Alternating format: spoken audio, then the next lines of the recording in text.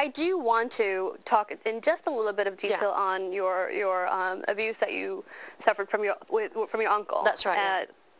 Molestation. Yeah. And it's a subject that, although is quite prevalent in South Asian communities, it's one that's brushed under the carpet. That's right, yeah. And when you talked about it, and you talked about your experience about telling your mother, she was quite complacent and didn't really react.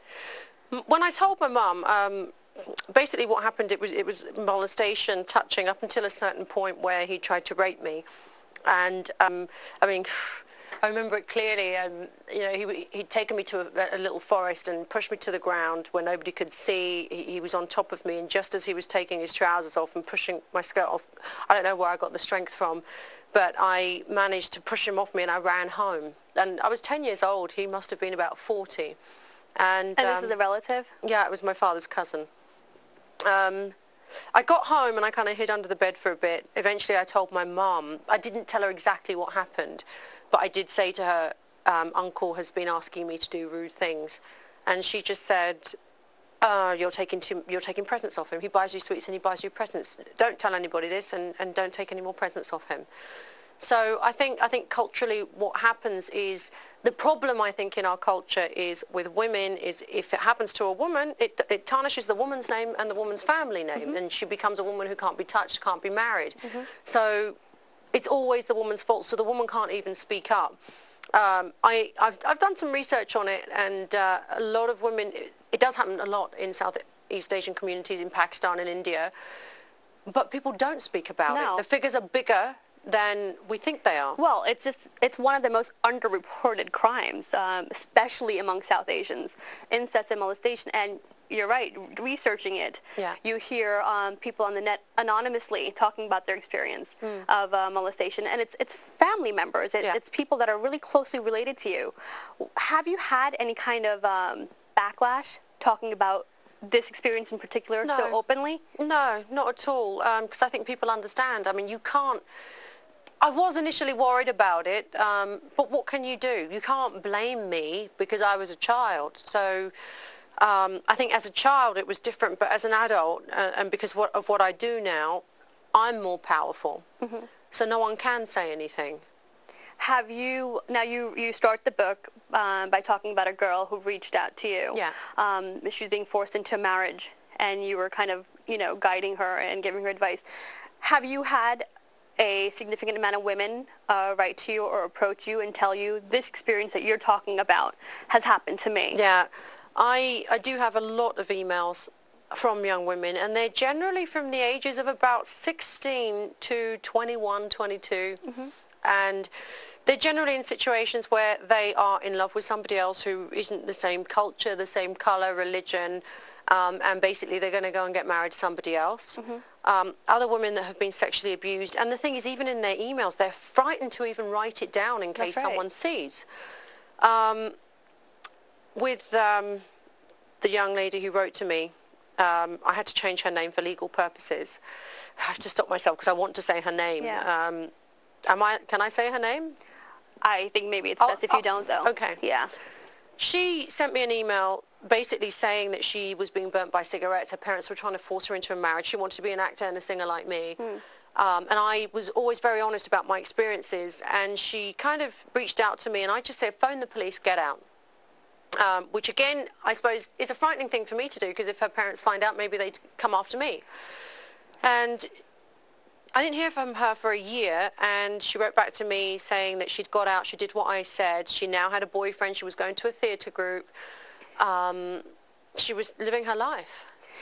When I read the book and I discussed it with my friends that are Asian and kind of talked them through your story, all of us can relate, because especially as an Asian female, the way we dress on a night out, what we get up to, our parents don't have a clue. And quite surprisingly, a lot of Asians that have been born and raised in a Western society kind of sided with their parents and said, well, it's best to keep those two worlds separate, because how far is too far?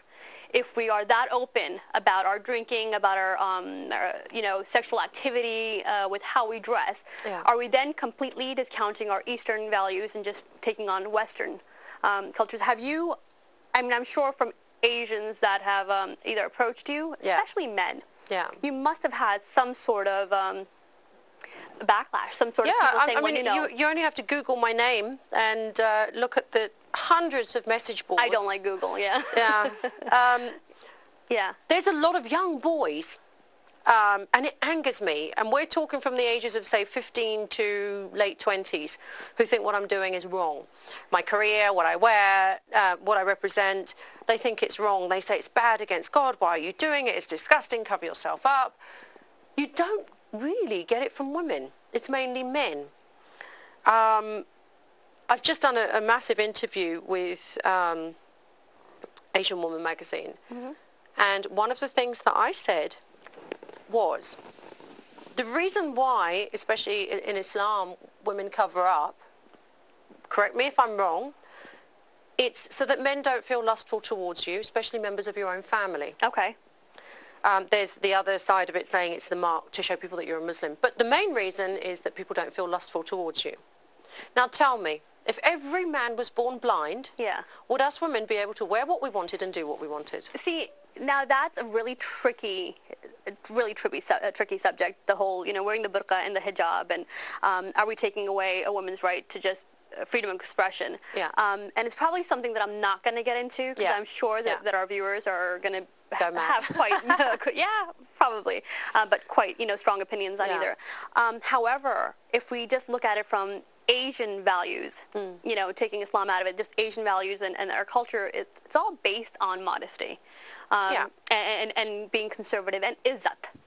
So looking at it from that aspect of it, looking at it from that perspective, a lot of our viewers, especially like you said, male viewers, will be thinking, well, if you're dressed a certain way, if you are so open about your sexuality and the fact that you, as a Muslim, you drink and you do all this stuff, then any kind of negative reaction you get, you're asking for it. Yeah, which is wrong.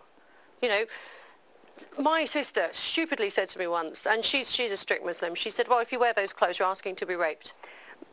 And I said to her, what a disgusting way of thinking, because no one's blaming the man, and surely it's the rapist. He's the one committing the act. Why is it a woman's fault? And another thing which I will say, Adam and Eve were born naked. Were they wrong? I want to go into, I'm going to start with, the next segment with asking the question, do you think you were born in the wrong culture? Are you part of the wrong culture? You can answer that in a minute. You're watching Broken Silence. We'll be back after this short break.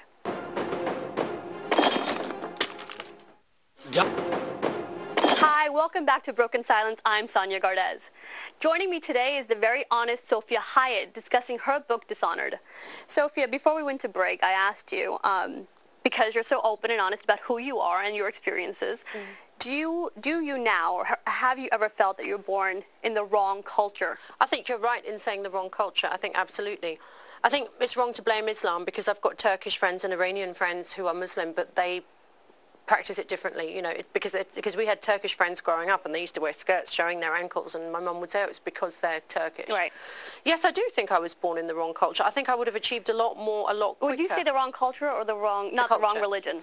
Well, I don't think Islam, if practiced in the way it should be practiced, is a bad religion, because I think the heart of it is about love and forgiveness, charity, hope, and freedom. Yeah, I guess it's the way it's interpreted that's the problem. Okay. And we've come to accept the way it's interpreted. I mean, if you actually read the Quran, a lot of us were brought up reading the Quran, studying the alphabet in Arabic and reading it in Arabic and not knowing what we were saying. That's right. I used to say to my mum, what am I saying? Don't worry, when you die, it will all come to you. I'm like, well, I need to know what it means now.